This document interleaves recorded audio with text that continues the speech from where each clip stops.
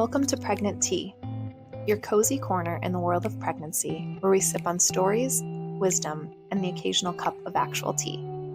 I'm your host, Kendra Pace from Natural State Wellness. Each week, we brew up candid conversations with mothers who've walked the path you're on, sharing their triumphs, challenges, and everything in between. We also invite professionals to spill the tea on tips, tricks, and techniques for each stage of pregnancy. We'll be talking about everything from prenatal care to postpartum recovery.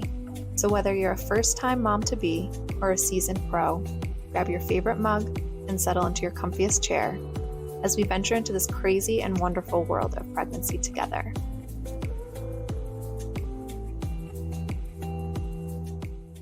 Today on Pregnant Tea, we've got Heidi as our guest. I'll have you introduce yourself. So I'm Heidi, and I'm a mother and a wife, and I have 2 children. And I am a doula, and I'm also studying to become a traditional midwife. And I live in between Ithaca and Pennsylvania, so I'm serving kind of both areas because some of my family living in New York, and then my husband and I are down here in Pennsylvania. So my husband and I got married in 2019. And we were gonna wait to have children, but then COVID hit and the world changed. And as crazy as it sounds to like bring a child into that, we were like, well, we can't travel, we can't do all these things that we wanted to do. And so we said, okay, let's just have a baby instead. So we were very fortunate and we got pregnant our first try. And that was October of 2020. And we were living up in Watertown still because he was still in the military at that point, stationed up there. And so I knew that I wanted to have a home birth or a birth center birth. I knew I didn't want to be in the hospital, but I knew that we were going to move back home for the baby to be born.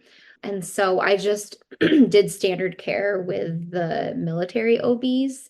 And because I didn't want to get into a relationship with a midwife up there and then just have to change. And I didn't care about leaving the doctor's office up there. And so I only went to 3 appointments with them, knowing I was going to transfer. So I did my anatomy scan with the doctors up there, and it was still during COVID, and my husband couldn't come in during the appointment. So the first time I heard the baby's heartbeat, the first sonogram, and the anatomy scan, I was all alone. It just was really odd. And also it was a different midwife or OB every time. And because they were wearing masks, I had no idea who was who. Right. But around 20 weeks, he was still in the military, but we found an apartment, and then I met with a midwife who owns a freestanding birth center that is not affiliated with any hospital or anything like that. And really it is just a house. And birth center has some connotations where it could be super medical minded, but it is, but it isn't. It was just an old house on a creek. And she did have supplies there if something were to go wrong, but it's across the street from the hospital. So if something did go wrong, you're right there. And all the other home birth midwives in town were not free. And I also didn't want to give birth in an apartment. And looking back now, I should have, but I just felt comfortable. The birth center's middle ground for me at that point. And so we met with her over Zoom the first time, which was really weird. And then I continued my care with her and met her in person. And everything was all right and fine. There were some red flags that I ignored. I didn't have my gut intuition quite yet. Intuition, and hindsight's 2020. You look back, I don't know what I would have done, but I just continued my care with her because I felt like I had no options. I didn't want to go to the hospital, and there weren't any other home birth midwives that were available. And so I stuck with her. My care was pretty normal. I had a very, very normal pregnancy besides being really, really sick. I don't think I would have been diagnosed with HG, but I was sick every day, and I puked every day. And it wasn't so bad that I needed an IV, but it was more than morning sickness. So that was rough. Yeah. But I also was a vegetarian for 14 years before pregnancy, and I didn't start eating meat until about 4 months into the pregnancy. So I think that had a lot to do with it. And if I could change something, I would change that. What made you decide to take that shift and start eating meat? I really was thinking about my health and the baby's health. And it was like my first real mothering choice, and realizing I had to put whatever views I had about animal welfare behind me and put my child health before everything. Hmm. And I can't believe I went so long not eating bacon.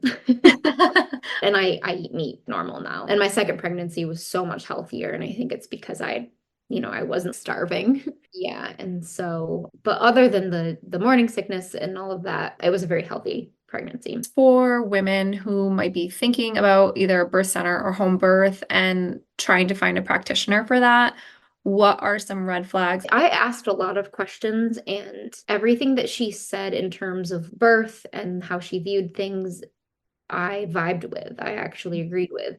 I think what happened to me is she sold a very specific type of experience.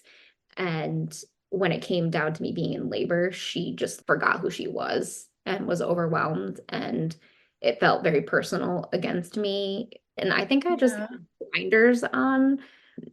And I was like, this is my only option. I can't give birth anywhere else. And I like her enough, but I'm just like, gonna ignore these things. So multiple times she said things that I didn't really like. Any questions I had about my pregnancy or what she would do if this happened, she answered them very well. And Hmm. I would say, looking back, I would just have trusted myself more. I wish I had, but I think it's hard to know how someone's gonna really be unless you're in that situation. Hmm.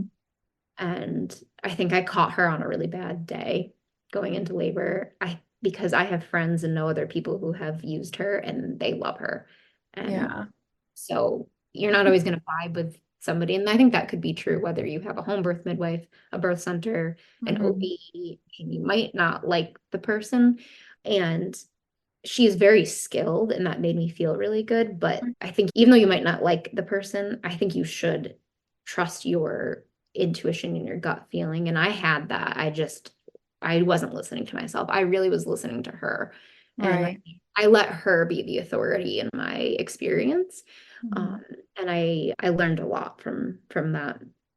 So my guest date was June 20th. I love that. Yeah, I don't say due dates anymore Mhm. because they're not due. I knew the day that we got pregnant, and so I knew I would go past 40 weeks. And that's pretty common for a first-time mother to go post date, or not post dates, but after your guest date. June 27th was my guest date, and that week it was hot, it was summertime, and I was really ready to be done being pregnant. And so I think around 41 weeks, she offered to do a membrane sweep, and I consented to that, and nothing happened. And then I got another one like 2 days later, and nothing happened with that except that was incredibly painful both times. I would never get one again, and I would never endorse that. It was pointless to me. But I trusted her, and Yeah. I should have asked her more questions about it. But she was like, well, these are things we can try. And I consented, and she didn't just do it without my permission. But Right. and then I don't know why I did a lot of research into birth. I read like Anna May's book, listened to podcasts, documentaries. So I was pretty armed with a lot of knowledge, but I don't know why I didn't know this or think to ask. But I didn't know that if I went past 42 weeks that she would transfer me and pretty much make me go to the hospital for an induction. And I think that's a New York law. I found that out when I was 41 weeks and 3 days pregnant after she did the second sweep. And so she basically put us on a timeline, a timer. And I basically had to go into labor or have the baby by Saturday night, which would have been the 10th of July. So like at midnight, when if it turned the 11th, she she was like, sucks to suck, like you're gonna go to the hospital. My Yeah. gosh. And so I So felt like lots of stress. lots of pressure, and I didn't want to do any induction, especially not at the hospital. So that's why I said yes to some of the sweep things. So we did those, and then I think I saw her one more time before I went into labor on Thursday night, which would have been the 8th. My mom's friend, who's an acupuncturist, came over. And that was really lovely. She actually ended up forgetting her needles, which is fine. She did some moxa and she did acupressure and really helped me relax. And so we did that and I went to bed, everything normal. And I'd had like a lot of Braxton Hicks, but I wasn't having prodromal labor now, knowing what that feels like the second time. And so Friday morning, 7:30 a.m., I wake up to a contraction. And I was like, oh, this is different than before. And it was more than a Braxton Hicks contraction, but it wasn't super intense quite yet, but it was definitely something. And so my mom came over and my little sister, and we just hung out the whole day thinking, I'm in early labor and I was having contractions on and off, no pattern, nothing like that. And so we had lunch, and then my grandma had actually made me an appointment at an acupuncturist office downtown. So yeah. So your whole family's on board with like this. I love it. Yeah, it was a very big family affair. And so that was going to be at 5 o'clock. So we just relaxed the whole day. We watched You've Got Mail. We had subs for lunch, and it was a very peaceful, relaxing day, which was really good for me leading up to what was not peaceful at all. So we had the appointment at 5 o'clock, and the whole time during the appointment, I was sitting there and I was meditating and I was talking to my baby, and I was like visualizing him and just saying like I'm ready when you are, and I love you, and let's do this because I don't want to go to the hospital and I don't think you want to either. And I saw like this bright white light. I had my eyes closed and I think he heard me. So that was about an hour-long appointment, and we went to Purity right after for ice cream. And I have the receipt. It was 6:15 when we ordered, but right before I opened the door to go inside, and I had a real contraction. And I had to stop walking and I had to breathe through it. And so the baby listened to me. And so yeah, how beautiful. And so we ate our ice cream, and then we got back home around like 7 because we lived downtown at that point. So it wasn't very far. And I kept having contractions every 5 minutes, 5 to 7 minutes. And they were lasting about a minute, and they were pretty intense. And so we called the midwife. It was like 7:15. And she said, okay, well, labor at home. If anything changes, let me know. Take a shower, relax. I'll probably see you tomorrow. And so I thought, okay, well, that's my plan, was to labor at home as long as possible and then go in when she said to come in. And so I called my mom back and my sister to have them come back over. And I'm so glad I did. And they got there at about 8 o'clock. Things picked up very fast. So much so that when my mom and sister got there, I lived on a second floor apartment. They came up the stairs. I was in the bathroom. I had, between calling the midwife and calling my mom, I had braided my hair because I knew I didn't want my hair in my face. That was hard to do because I was in labor. And when my mom came up, she heard me and saw me in the bathroom and was like, oh, like she has had 3 births herself and has witnessed 4 or 5 more. So she knows when a woman is in labor. And so she was like, we have to call the midwife back. It got to a point in those 10 minutes of talking that I was like, okay, so Colin, my husband, he went to go get our bags in the car. And I was like, Mom, you need to call the midwife. I can't talk on the phone. And so my mom, she called her, and I was on the couch having contraction after contraction. I couldn't speak very well. And that was the beginning of what turned out to be a terrible experience between the midwife and me and my mom and my husband, because my mom called and the midwife was like, well, I need to talk to Heidi. And my mom was like, she can't, she asked me to call you. And I think that the midwife just was having a bad day, and something my mom said, or her tone or something, it's not my mom's fault at all. It just set her off, and she like basically refused to talk to my mom any further and said, well, you need to put then Colin on the phone. So we called him, and I'm on the couch laboring this whole time, listening but not being able to like talk. It's on speakerphone. And then my mom hands the phone to Colin. The midwife doesn't know that she's on speakerphone. And as soon as Colin's like, hey, what's up? She goes, if Heidi's mom is going to continue to act like that, she's not allowed in the room. And Colin like didn't witness any of what had happened. Right. He was like, okay. And anyway, and so he explained what was happening with me, and he just was sort of like, how awkward for him, right? His Yeah. mom was not a midwife, and he didn't know what had happened. And then he's hearing me on the couch. I wasn't screaming yet, but I definitely was making some noise. So the midwife was like, okay, well, I guess if you want to come in, you can come in. And she's like, I can't be there until 9. Right. And it was like, I think it was like 8:15 at this point, 8:30. So not that far, but we live like 10 minutes away. And I don't think she lived super close. I think she lived like a 10-15 minute drive. So we get in the car, we all go. It's like a 10-minute drive. I had like 3 or 4 contractions in the car. Terrible feeling to have a contraction in a vehicle. Oh, I don't ever want it. I would rather walk to the birth center than be. And we get there and we go into her office. So the birth center has 2 bedrooms downstairs that you can labor and deliver in, and her office and a kitchen and a living room. And upstairs was the room that I wanted to labor and have the baby in, because it had a big whirlpool and a bathroom attached to it. And so that was the plan. And so she's like, okay, well, come into the office and let's talk. And I don't know why she didn't believe me.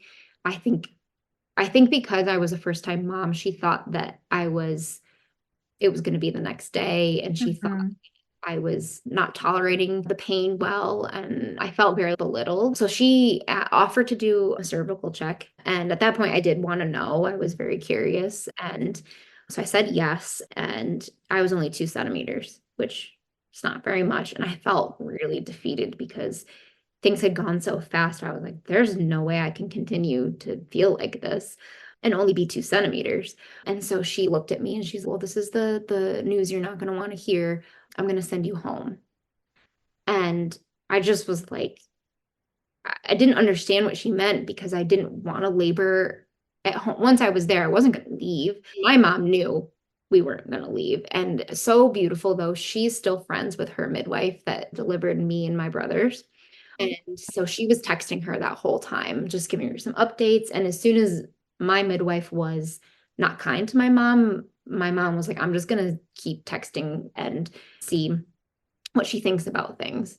And I'm so glad that I had that support from afar, that the woman who was there when I was born was helping my mom and helping me. And she was like, and also if you were at the hospital, they would send you home also. And in my head, I was like, well, I'm not at the hospital. And so I think she realized that I didn't want to leave. And so she was like, okay, well, I'm going to go do some laundry and you guys can stay in the office, and I'll come back in half an hour and check on you. And in my head, I was like, why wouldn't I just go upstairs where the pool is, Absolutely. and in her office, there's her chair and a chaise lounge and nothing else. And so she brought in a stool for my husband to sit on, but my mom and sister were sitting on the floor. And then she brought in the exercise ball. So I was on that. I'd say probably 9:30 at this point.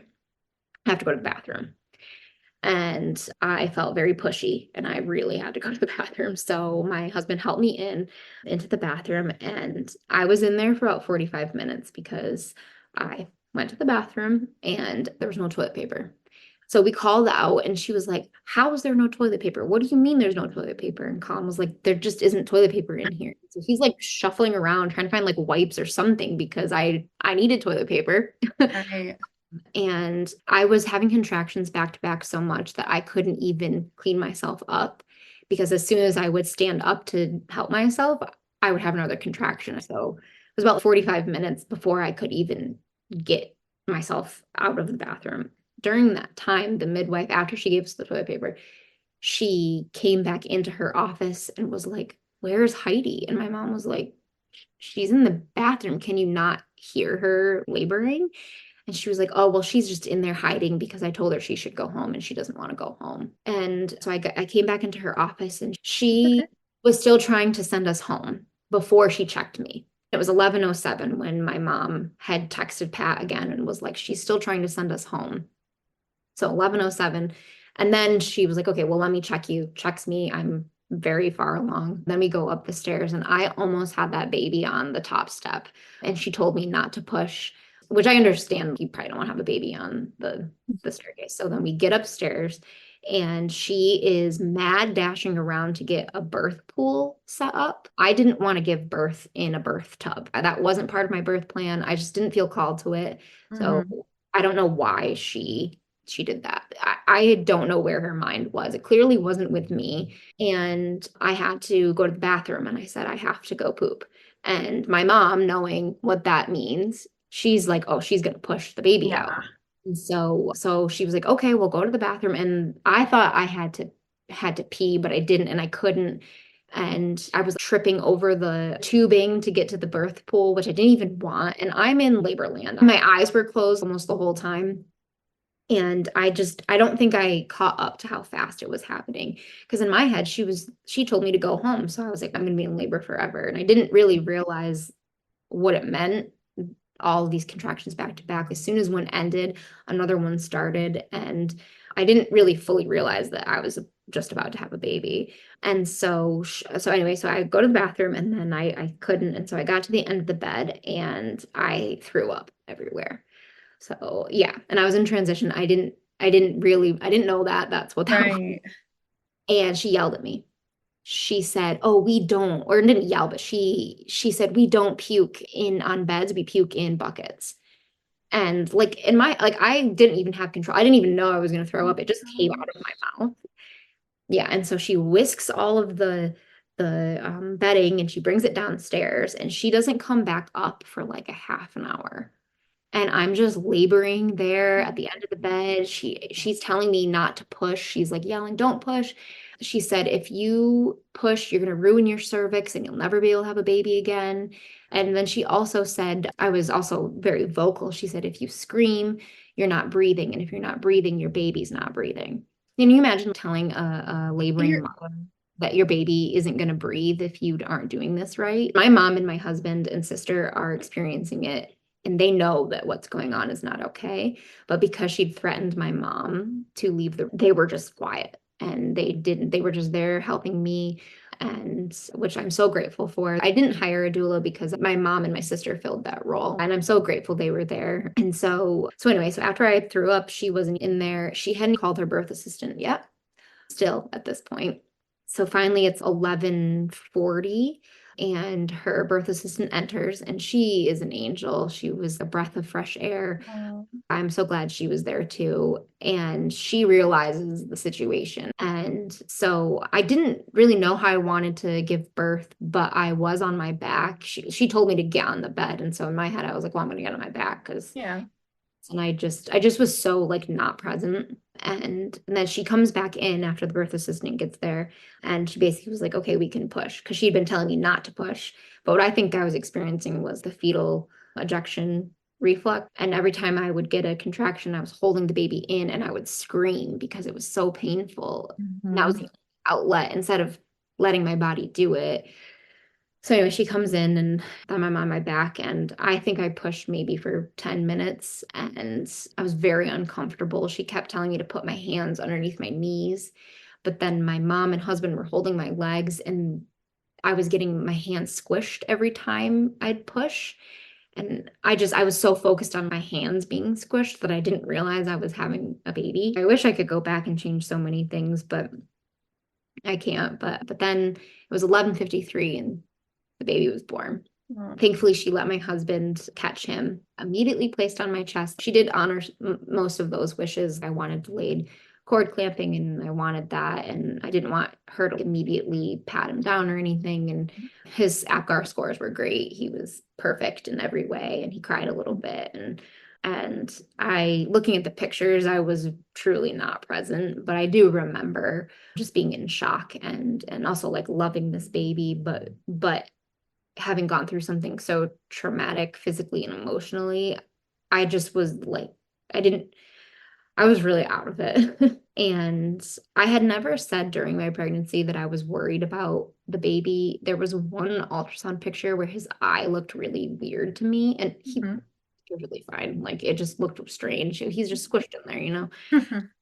And when he was born, one of his eyes wasn't open, which it's normal. Like there was nothing wrong. He just wasn't quite aware yet. I was looking at him and I looked at my husband and I said, "Is he okay? Like, are his eyes okay? Like, does he have both of his eyeballs? That was what I was really worried about. Mm-hmm. We're having this moment, and I was asking him, I wasn't seriously concerned, but I just wanted it was a moment between my husband and I. And she's in the corner, and she was like, if you have any medical questions, you ask me. I'm the midwife, I'm the professional. And she whisked my baby off of me and did a newborn exam, flipped him over. She was like, his spine's intact, he's fine, everything's here. And I just like I let it happen. Nobody stopped it. I didn't know what to do. Uh, Right. it This is was your provider. Right. yeah, like I did trust her, and it was yeah, so that was really strange for me, and it kind of ruined that moment. Honestly, I wasn't truly worried about his eye. His eyes are fine. He has both eyes. Mm-hmm. And so that I think I had already, we already cut the cord before she did that whole whisking him off of me thing. My husband got to cut it, which was really beautiful. And then I also started shaking uncontrollably. Somehow in my research and stories never came across that you can have the shakes.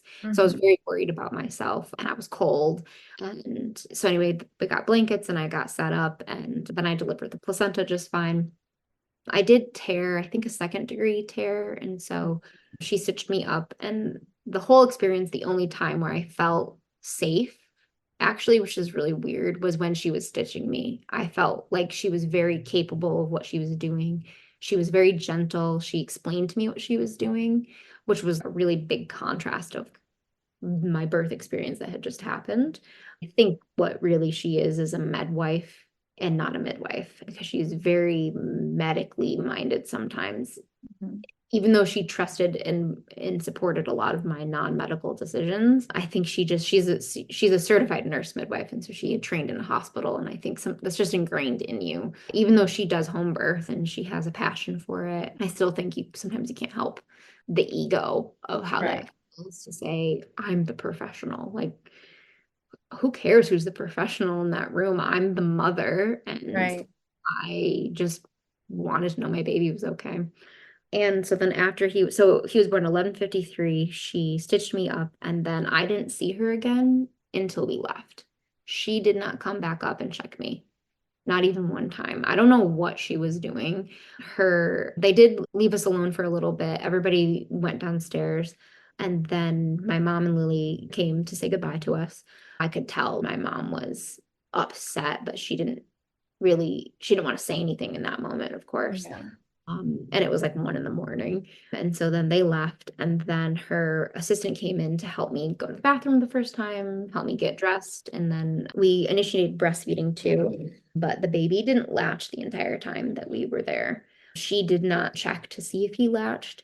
The midwife assistant, she did. She was there helping me. She was feeding me tea, and it was so sweet. And she was lovely, but he still wasn't latching. And she was like, well, it'll be okay. Just give it some time and you can try again. And so we tried again before we left, and still nothing. And I don't know if maybe she didn't tell the midwife, or there was a miscommunication there, but the midwife never got her eyes on me trying to breastfeed at all. And about 3:30, she comes up and says, okay, well, it's time to get your things together and leave. I knew that we weren't going to stay all day the next day, but it was in the middle of the night. I'd given birth, had been like what, 3 hours, 4 hours at that point. I thought that they were going to serve us breakfast, and Yeah. it would be sunny outside. And I looked at my husband, and he was like, I think we need to leave. I think it was sort of setting into me what had just happened to us. And so we got everything. We put him in the car seat, and she was like, let me check to see if you did that right. We left and we got home, and it was like 4:30 in the morning. What I didn't know then, but I do know now, is that she had another mom in labor, and that mom's water broke while I was in labor. And I know women can go early, late, whatever, but she Right. had said she didn't have any other women even close to their due dates. Other women have shared their stories. She actually had 4 women due the same week. And I went a little late, but I think she just was so worried that another woman was going to come there, and she wasn't prepared. And yeah, and she said they would make us a meal and a smoothie. I got a cup of tea with honey in it and water. And it's not even the point. It's Right. it's that you have this idea, this vision in your mind, you just have your beautiful baby, and then it just didn't They just didn't do it. Just didn't do it. Yeah. And I think I just got her on a bad day. I don't know what was going on in her personal life. And so I was very, very angry and very sad and heartbroken and all of the things because then, so he was born Friday night. She usually comes within 24 hours to see the baby. So I thought, oh, she'll come Saturday evening. Mhm. She didn't. She didn't come to see us until Sunday at 3 o'clock.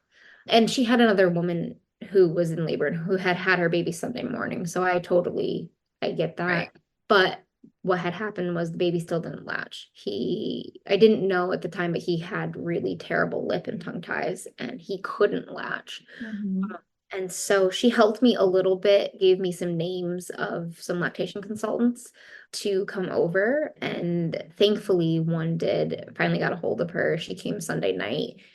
When she walked into the room, our living room, I started to cry because it was, besides my mom, it was the first woman that I saw after having a baby that I felt I could trust, who was there for just me. And she was so loving and she was on top of everything. And we're friends now, which is awesome. And she helped me immensely. And so I can't sing the praises of the lactation consultant anymore. They're amazing. But I would have gotten in contact with one so that I had their number. Sure. Even talk to them on the phone just for a conversation to know ahead of time because they come to your house. I don't know this woman and Right. felt really weird. I have no shame about my body, but she's gonna see my boobs and It's my nipple, invasive. and she's gonna touch my baby, and it just felt really weird. But Mhm. as soon as she came in, she was just amazing, and she immediately had her husband bring colostrum from a donor mother, which was amazing. And she assessed him, and she was like, "This baby needs to eat." He had lost like 11% of his body weight, which is pretty dangerous. And like I take responsibility, my husband and I do too, for that, but we didn't know. I didn't know he wasn't really latching like I thought he was. Mhm. And I had pumped, which I don't know what made me think of it, but I was able to get a little colostrum. So he'd had a little bit of food, but he really truly didn't eat enough or really much of anything for like two days almost. Yeah, like almost 48 hours. And so we were in a pretty dangerous situation. And luckily, the lactation consultant said that once we get this milk into the baby, I don't think you need to go to the hospital. I think you can stay home. Thank God. Because, of course, I'm like, I waited this whole time to not go to the hospital. And then I'm going to Right. have to go. And then, like, I was like, he's going to be in the NICU. And then because we chose not to do certain things and had the home birth, I was so afraid they were going to take, because I didn't do the vitamin K shot or the Hep B or the eye stuff. I didn't want to do any of those things. And I know that's controversial for a lot of people and especially at the hospital. Mhm. So anyway, we ended up getting his lip and tongue tie revised that Tuesday. Oh, So he was, great.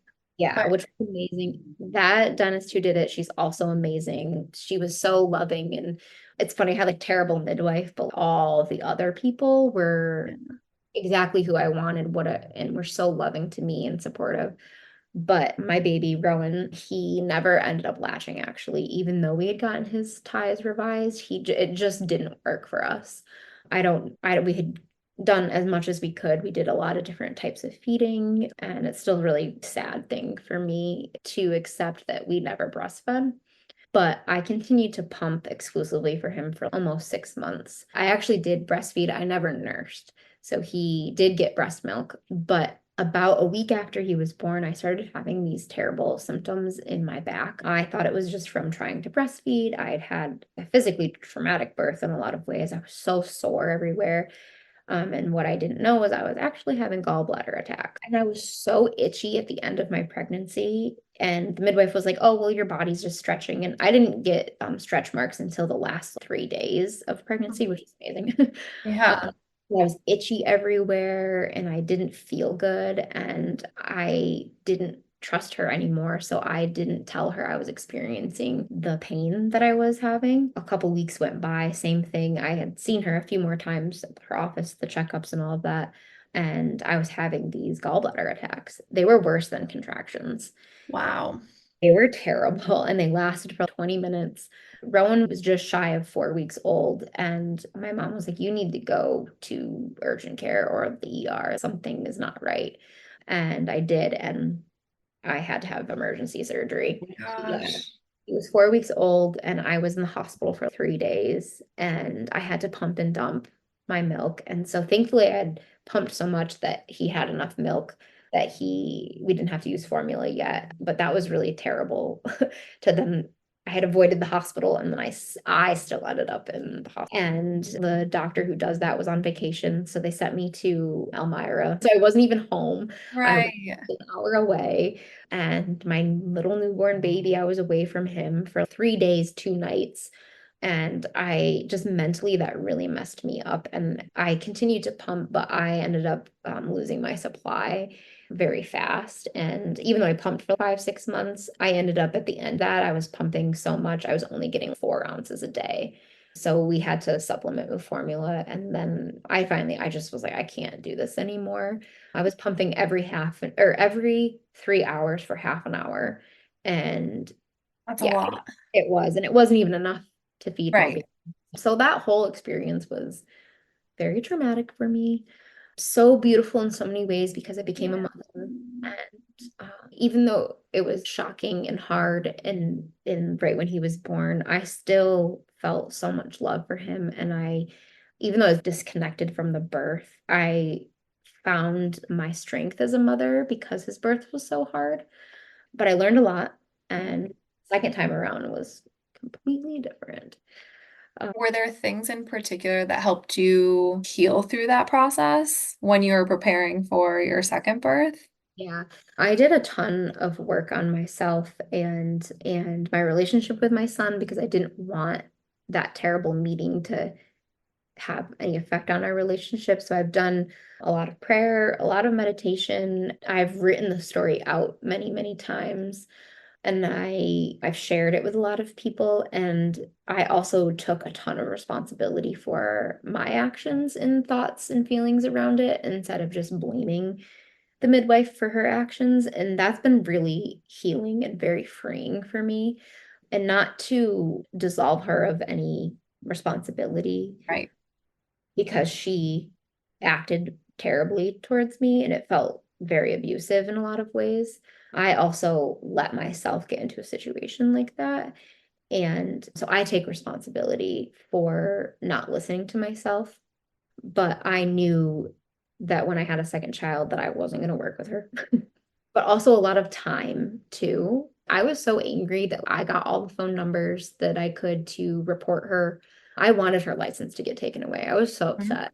Yeah. Um, Now that I'm becoming a midwife, I'm so glad that I didn't pursue that because that's a very wounded person to do something like that. Yeah. And honestly, just a lot of time and intentional thought around how I feel about the situation. Rowan just turned 3, and it probably took 2.5 years for me to even talk about it without crying. I'm very proud of myself for that. There's nothing wrong with crying, but Mhm. I, I was able to just work through it so much that now I can just tell the story That's with, healing. Yeah. yeah, and I feel very healed from that situation. I am no longer angry with her. I feel very sorry for her. She obviously has lost some sort of passion or spirit of care for women. But I have forgiven her. I haven't talked to her since, besides my final postpartum appointment with her. Lots of healing happened, and I just have compassion for her now, and compassion and just hope that something happens that she can heal herself. Because I don't want to take away a midwife from the area. And that is what I wanted at first. And I'm glad that I healed myself. Yeah. You needed to work through that yourself. Yeah, But it just goes to show how important it is and how, whether you're spiritual or whatever, how sacred that space is when that baby's entering into our absolutely. realm, whatever you want to call it, and the effect that it can have on you after. And I'm so happy for you and that you healed and went that route with it because what a story. Yeah. And I could have gone the other direction. And Absolutely. it kind of made me never want to have a baby again because I didn't want that to happen again. And yeah, I think I learned it's sort of hard to hone in your gut when you don't really know what that is yet. Like I think becoming a mother really helps you hone in your intuition And I think it's so important to really surround yourself with a good birth team and your family and friends and whoever you want to be in that room, because a lot of people say, well, at least your baby's healthy and at least you're healthy and you guys lived. And I understand that's a nice well wish, but like, that's the bare minimum that I expect to happen. Right. My experience is also valid and means something. And yes, I'm so grateful me and my baby are healthy and we're totally fine, but emotionally I wasn't fine and Right. actually I didn't feel fine. And then physically, she not only did she miss symptoms, I didn't tell her things. And so physically, I wasn't really fine either. I think I learned how to really trust myself. And so it leads into my second birth that I did a ton of work on myself too, realizing that I'm in charge of my birth and experience, and no one is going to save me. And it's on me. And I can have people there who can help me if something were to go south, but it is up to me and my decision and my choice. And I didn't do that the first time. And the second time I totally did. I think that how you enter this world can really affect who you are as a person. And Rowan came in a traumatic way. And then I had a traumatic experience after with the hospital, and lots of things were hard for him. And I think that affected him. And, we're all okay and we're going to be fine. But it is true. A peaceful birth can really create a peaceful baby. And Yeah. I have two children who had two different experiences. And I think a lot of it has to do with how peaceful and not peaceful their births were. So my husband and I always wanted, just after I healed myself from that first situation, we did want another baby, but we were not actively trying to have a baby, another one. But we were blessed again. I think we're just very fertile people. And we got pregnant with Indy. It was December of 2022. So Rowan, he was almost 18 months old. We weren't trying, but I found out I was pregnant again, which was kind of shocking. And I was in denial a little bit. Even though I wanted the baby so much, I just, we weren't like, let's do this. But I knew that Indy was supposed to come when he was supposed to. So I knew I wanted to have a home birth, of course. And so I didn't actually look for a midwife or have any type of care for the first 3 months. I just trusted myself and trusted my baby. And I know you can't really hear your heartbeat anyway until you get closer to like 10, 12 weeks. But I ended up going to an OB to get an ultrasound because I had no symptoms of pregnancy at all, which was really weird because the first time I was so sick every day and I clearly was pregnant. And so I was just a little worried about him. And I just was trying to trust my gut that I need to listen and go in and get checked. And he was in there. He was perfectly fine. He was growing perfectly healthy. I knew my dates and he was right along the growth track. And so that was around 12 weeks. And then they set me up with a bunch of appointments. And in my head, I was like, I'm not gonna come in. Sounds good.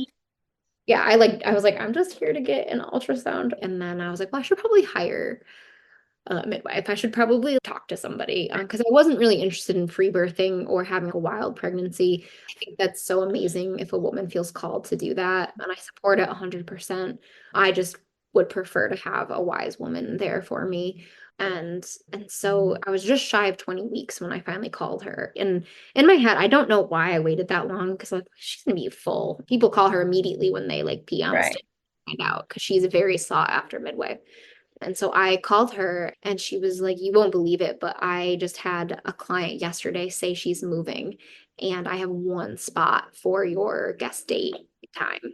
And Meant to be. it was so meant to be. And she was like, usually I have you come in and we meet, but I'm your midwife now. Like, if you want me, I'm hired. And I was like, yes, please. And so it was just like night and day experiences with just the feeling I had every time I came into her office lady and the other people who work in the building and her just loved me and I loved them. And I didn't have any feelings of love with the first midwife. I like sort of respected her. That was it. It really does matter your relationship with the person that you're trusting.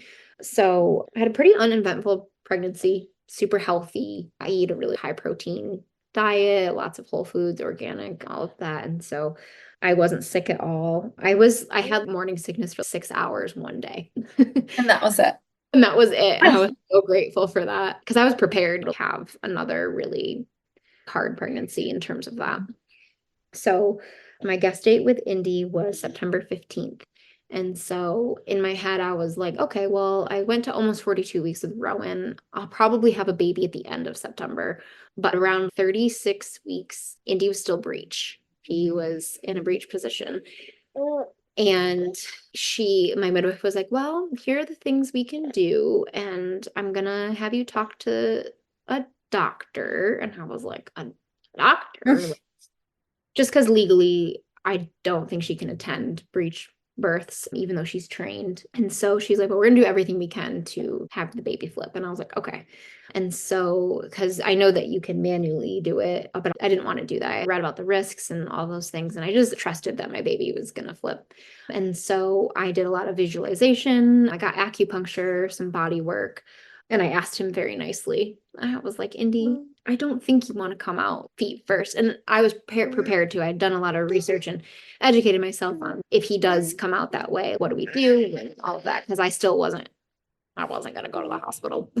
I was prepared to free birth him breech by myself with my husband. If he was still breech in the hospital, they would have just cut me open. They wouldn't even let me, they wouldn't have allowed me to try to go naturally. But anyway, 38 weeks, he flipped. Yeah, he flipped.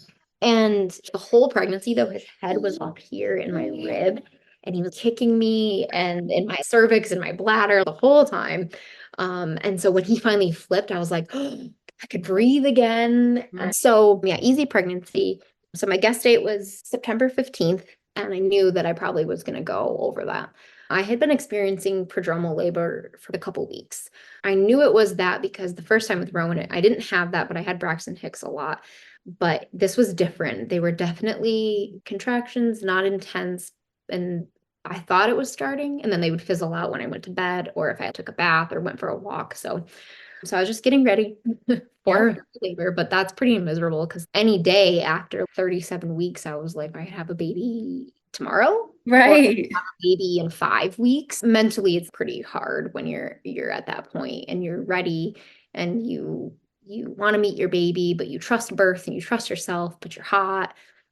And you're just like, physically, I had a lot of SPD, so a lot of lightning crotch. Rolling over in bed at night was so painful. And I'm a short person. I'm 5'1", so pregnancy on a short person is, I think, a lot different. I have a tiny torso. Yeah, compact. Yeah. And like my knees hurt, my joints hurt, all of those things. But so I'd been experiencing prodromal labor for a couple of weeks. And so on a Wednesday night, I was like, I want to take a bath. And it was like 11 o'clock. And so I got into the bathtub and I got my iPad and I got a drink and a snack and my phone, and I was going to watch a movie in the bath because I'm a big bath taker. And that really helps me relax and get in the zone. And it's hard to find time when you're a mom to do that stuff. So I felt weird. I couldn't focus on anything. I couldn't focus on what I was watching. I couldn't focus on my phone. I didn't feel sick, but I just felt like I was in a bubble. It's very hard to explain, but it was weird. So I got out of the bathtub at like 12:30 and I fell asleep, went to bed. And at 2 o'clock, my toddler woke up crying. So I settled him down and then I had a contraction that was very clearly a contraction. And I was like, well, that was different than the other ones, but it didn't hurt or anything. And with Rowan, my contractions were all in my back. And he was an OP baby, so he was in a weird position. And that's why it was like all back labor. And it was terrible. But this time with Indy, I only felt it where you have period cramps, very much in the front. And it was a tightening feeling. And it was a strange feeling. So I was expecting to have a similar pain. And so my husband has a hard time sleeping in the same room as a lot of other people and noises and sounds. And I was like, I can't go back to sleep And he was like, okay, well, why don't you just put on a show and relax? And I'm going to go sleep on the couch downstairs.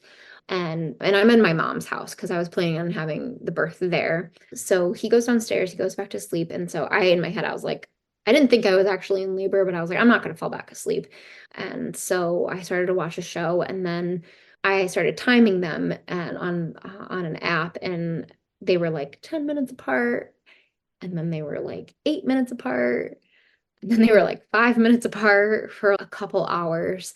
And at 5 o'clock, I was like, okay, I couldn't ignore them anymore.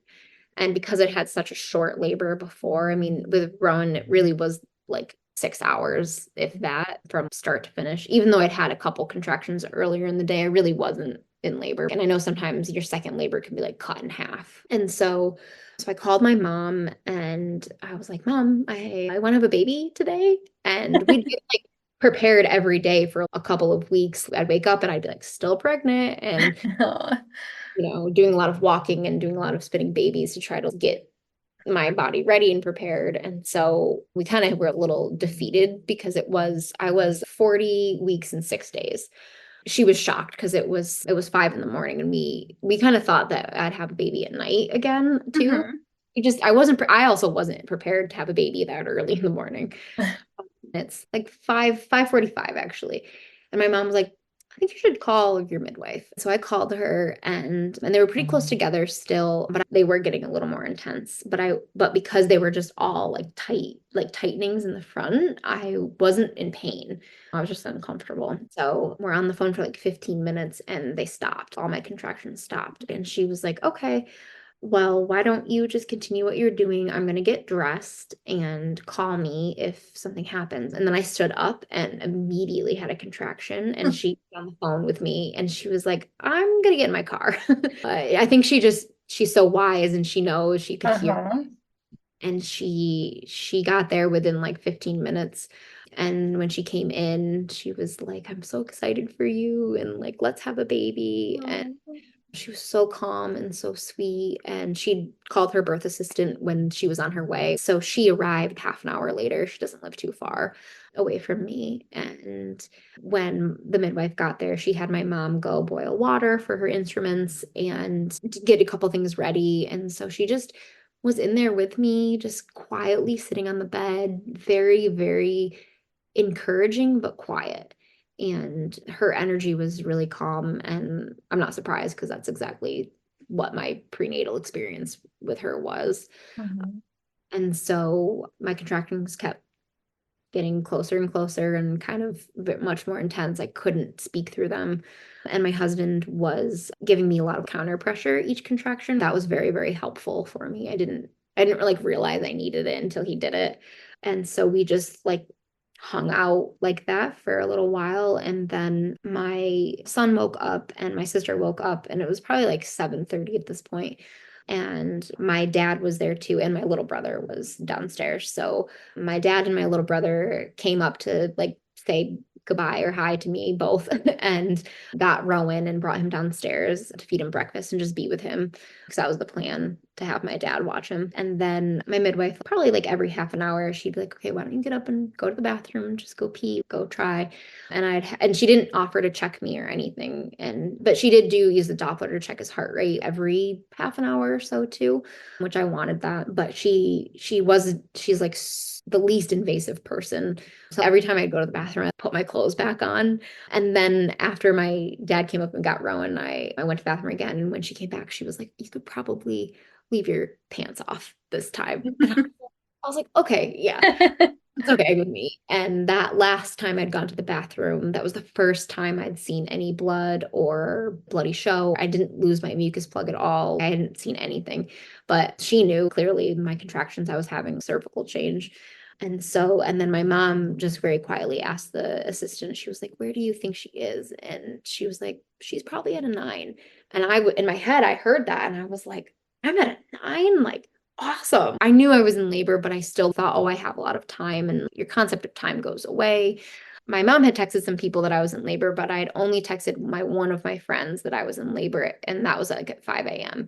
And she texted me back at like 7:58, and I heard my phone buzz. So and looking back now, I had some time reference. I was laboring and I was doing really well. And all of a sudden though, I could feel him coming down into my pelvis. And I was like, no, no, no, no. Like I could feel everything. And because I was so present this time, I could feel it. And I didn't like disassociate at all. And I was like, no. And my midwife was like, yeah, just like it's happening. Just breathe instead of all your energy going out of your head. Why don't you focus inwards and just like with your baby? And I said, okay. And I did that. And I was sweating and it was hot. And I was leaning, I was on the floor on my knees, leaning against a chair, and it had wooden arms, and every contraction I was like holding on to that while my husband was counter pressure. And I looked up at one point and my mom was like, "You're really good at this." And I was like, Oh, "Thanks, I am good at this." Like it's so simple and kind of a silly thing to say, but it was so encouraging. After each contraction, the midwife and her assistant, they were like, "Good job. You are doing amazing. We love you. We're in this with you." And all these super beautiful, sweet things that were so encouraging to me. And then all of a sudden, I realized that my water hadn't broken. And I asked her and I was like, did my water break? And she was like, no, it hasn't yet. And I was like, okay. And she could tell I was struggling just a little bit because I think based on what she was seeing and my face and the noises I was making, I think she realized that he was there, but he couldn't quite come out all the way. She was like, I think that you might have a lip and we can leave it, or if you want me to, I can just gently just put my fingers in there and move it out of the way on the next contraction. It's up to you.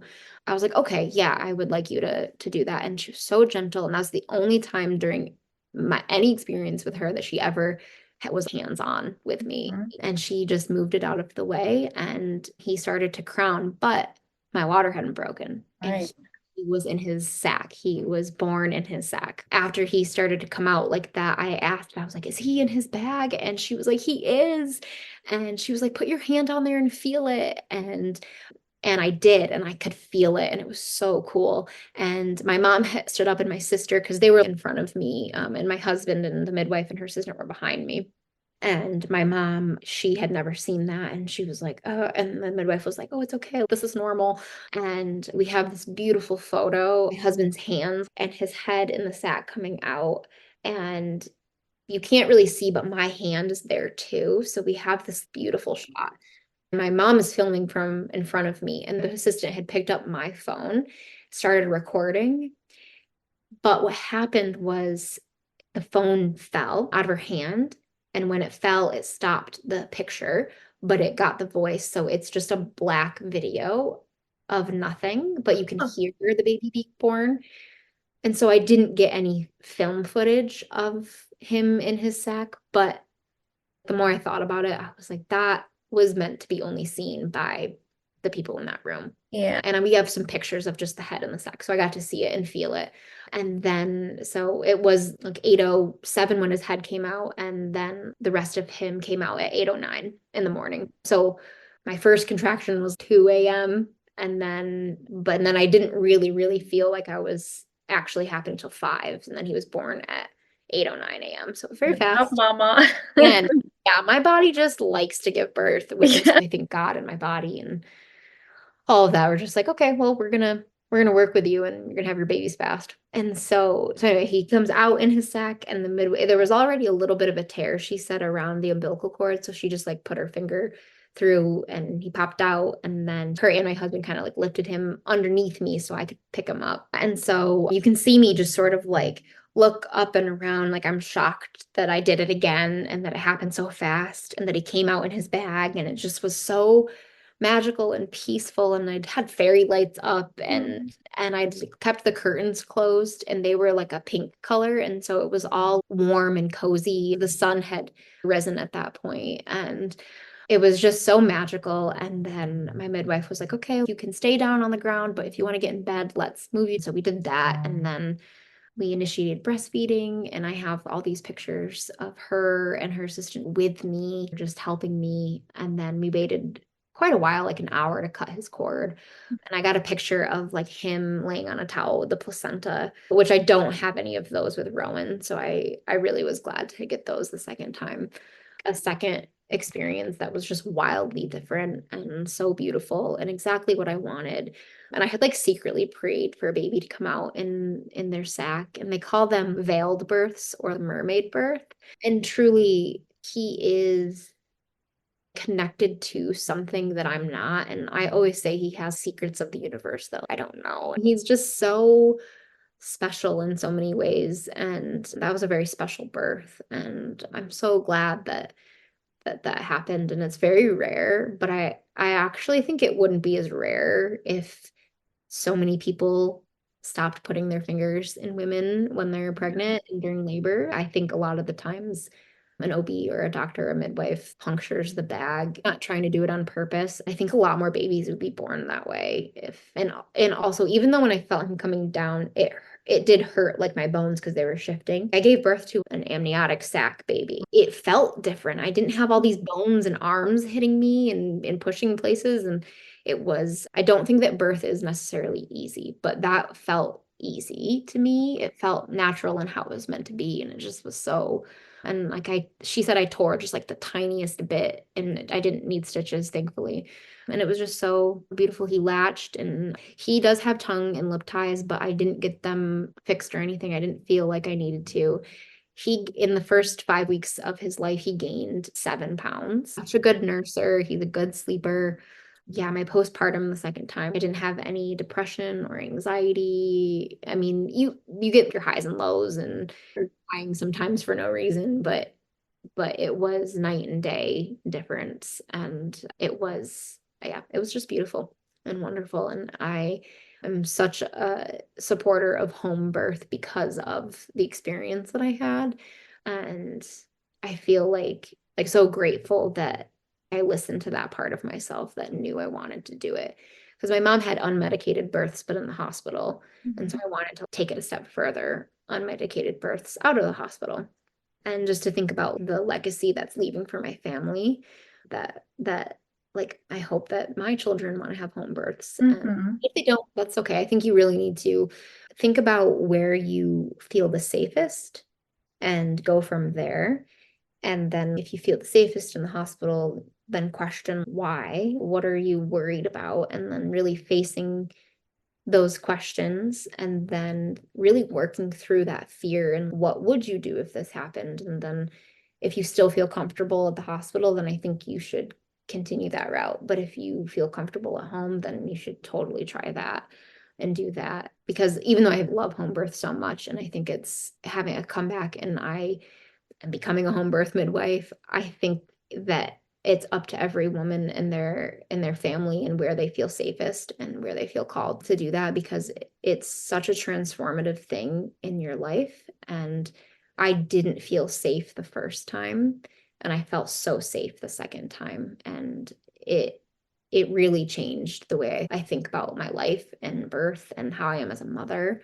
So I can't sing the praises of home birth more if you're called to it. Right. No, and I think that that's beautiful advice is, seeing where you feel safe, what resonates and going with that.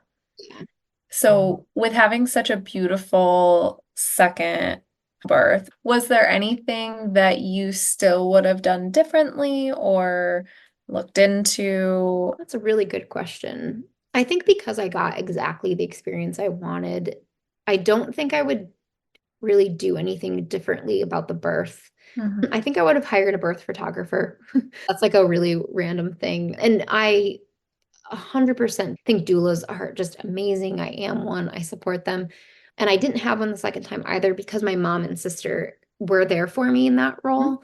But it would be interesting to see what a doula would be like. And so maybe I would do that. Maybe for the third time I'll do that. But I think as in terms of the birth, no, I wouldn't do anything differently. As a mother, I did spend a lot of intentional time with my first child, but I think I would do more of that because the feelings I had after, I was very worried about being a mom to 2 children. And I know that there's enough love to go around, and my love didn't split in half, it just expanded. But I mourned that relationship that it was just us for such a long time. And that was actually a surprising feeling to feel that. So I think if I could go back, I thought I did a lot with him, just him and I, and as a family before another baby, but I would do even more and I would just be way more intentional and just really think about him. So yeah. I love that. That's beautiful. So then let's talk about you and doula work and midwifery. What's your program like that you're going through right now? Let's get into the nitty-gritty. Yeah, so I wanted to be, so I didn't know about birth work really, that it was even an avenue for me until my midwife was like, you should become a midwife. And so I kind of looked into it, but then I started a doula mentorship with these two beautiful, wonderful ladies. It was kind of silly though, because I had a 3-month-old baby and I was like, there's no way I can be a doula right now. And I put it off and I put it off, and she only accepts applications every so often. And I just felt so called to it. And I just kept listening, and she messaged me, or I messaged her, and she was like, it's going to keep, if it's meant for you, the call will keep happening. And so I just signed up, and it was my Christmas gift to myself. And I started in that mentorship and just really learning about what a doula is, but also that you don't need all of these trainings to be a doula. You don't need all these certifications, and where they do help, of course, in your skills if you want to be CPR trained and all of that. That she really emphasizes that, like, if you show up and you want to serve women with a servant's heart, that's what a doula is. And you don't need a piece of paper or the state to tell you that's what you are. And so I was like, sign me up. Mm-hmm. Part of this. And then through that mentorship, I've made so many friends, and within those friends, there's some traditional midwives who are part of the mentorship also. And so I was chatting with one, and they did a Zoom call about how to become a midwife and their journeys. And I just, the whole entire time, I had goosebumps. I just was like, this is like, I want to be a doula, and I am a doula, but I want to be a midwife. This is for me. And it's kind of crazy too, because I have a toddler and a baby, and when am I going to have time to do this? And I knew that I didn't want to become a nurse and then go that route. I don't really have an inclination at all to be medically minded that way. And I didn't know that there was a route for women who want to become traditional midwives until I learned about this. So my friend Sam, she went through, it's called the Matrona, and it's with this woman who was a traditional midwife for a very long time, and she doesn't serve births anymore, but she teaches, and she has a midwifery program that she has a cohort that I'm a part of right now, and then a lot of his independent study. And so it's sort of, it works perfectly for me and my lifestyle and my family, because I can do it whenever I want. I can take a break for 3 months. I could take a break for a year if I wanted.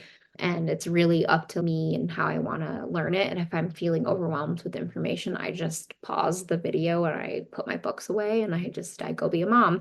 And I knew that that was right for me, because there's no way I can go back to school full time to be a student and be a stay-at-home mom. And I didn't want to be a nurse. And so it's just, then I had my first call with her, it was like the birth with Indy. I knew that I was meant to be talking to her. Everything she said was just, it hit home. Besides becoming a mother, I've never felt so drawn to something. And I knew it was right, because I've spent my whole life since high school, like, what do I do? What do I want to do? Try this, try that. And nothing ever felt right except becoming a mom.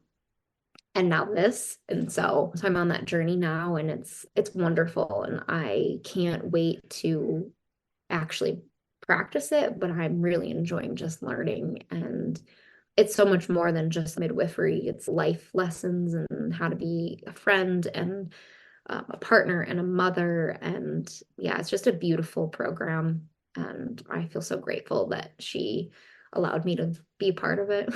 Yeah, and I can't wait to take all of the things I'm learning and then serve women eventually. I'm just so excited. Sounds awesome. And I think you're going to be really, really incredible. I can just see the passion coming out of you about it. And that's really great to see. What's the difference between a nurse midwife and then a traditional midwife for people who might be looking? Yeah, so it's kind of complicated, the different avenues that you can take to become a midwife, and it's different state by state. And I'm not super well versed on all of the different explanations because it can be confusing, but like a certified nurse midwife is a person who goes to school to become a nurse, and you have to get a degree in that, and then you have to work as a nurse for a little while, and then you can apply to become a midwife, or to go to midwifery school. So it's a very long process, and it's way more expensive to do that. And what you get with it is that you then can practice home birth if you want, have that practice. And you can also be a hospital midwife if you want. But when you are associated with the state and their regulations and certifications, you have to abide by their laws, meaning you can't attend twin births, you can't attend breech births, you can't attend post dates, and a lot of the times you can't attend VBAC births, and it depends state by state, but like New York is pretty strict about it. Yes. And so I think that would really prohibit me from serving women the way I want to. And so a traditional midwife is a woman who's trained in midwifery in a lot of the same textbooks that a nurse would use or a certified professional midwife would use. It's all very much the same curriculum, except you can operate outside of the system. And there's risks with it, and there's risks with becoming a nurse as well. But you can kind of set your own rules and take the clients that you want, as long as you are both trusting each other on your journey together. And that feels very much more aligned with what I want to do. And so I feel very called to that. And I can just see myself when I'm like 70, just with my little basket, being a wise woman that your village needs, that holds more than just birth information. I'm learning about homeopathy and herbs and Chinese medicine, energy and body work, and all of these other modalities to help not only women and their partners and their families, but their whole village too. And to get back to that type of model of care, I think it's coming, it's happening. Yeah, I agree. And I feel really supported in my choices. And I think that there's a lot of women and families that want the option. They don't want to go to the hospital, but they a lot of the times don't have an option, or they don't know there's another avenue, or you live in a maternity care desert where the closest home birth midwife is 3 hours away, and what are you going to do? You could hire her, but can be risky. And so I think more and more women are hopping on this beautiful train that I'm on. Yeah, I think so too, which is good to see. Yeah. So, for people who might want to work with you in the future, your business name is the Alchemy of Birth. Yes. Yeah, that's what I have named it. It just sort of came to me. So I figured that worked really well as a doula. And then once I'm able to take clients as a midwife, I can use the same information. So yeah, the Alchemy of Birth. I have a website and an Instagram, and you can email me or message me. I'm open to taking doula clients right now. I've got a lot of room on my schedule. I like to explain to my clients is you want to see what someone's philosophy on birth is. So what would you say yours is for clients in the future? Yeah, that's a great question. I think you can find out a lot about a person when they explain what they believe around birth. So my biggest philosophy around it is that I truly believe in that the creator, God, the universe, whatever you want to call it, spirit, designed the female body to give birth physiologically. And I trust that. And I trust women to make their own decisions regarding that. And whether you want to birth on land or water, or you want this or you don't want that, I'm here to support women in what their choices are. And then also to really encourage them and remind them of their power, and that they're the authority in the room, and that they're the person who knows their baby and themselves the best, and that no one can take that away from them. Fantastic. Thank you so much for coming on Pregnant Tea today, Heidi. It's been incredible, and I think you're going to do such beautiful things, and I can't wait to see it all unfold. Thank you so much. It's been wonderful, and I can't wait to see the rest of your podcast and your work also unfold, because I think birth workers really need to stick together and support each other. And because how can you serve women well if you aren't serving each other well? We've all lost that village, and I think we all want to try to get it back. And it starts with just loving everybody and being supportive and being there for each other, whether it's birth or moving or whatever it is. Right. And just remembering that how we're meant to live, we're meant to be together and supporting each other. And Yeah, well, I couldn't agree more. Thanks, Heidi. yeah, thank you. Thanks for tuning in on Pregnant Tea. I hope you've enjoyed listening to wisdom from our community of mothers and experts. If you want more relatable stories and empowering advice, head over to www.nswellness.net to subscribe for the latest content. Until next time, take care of yourself.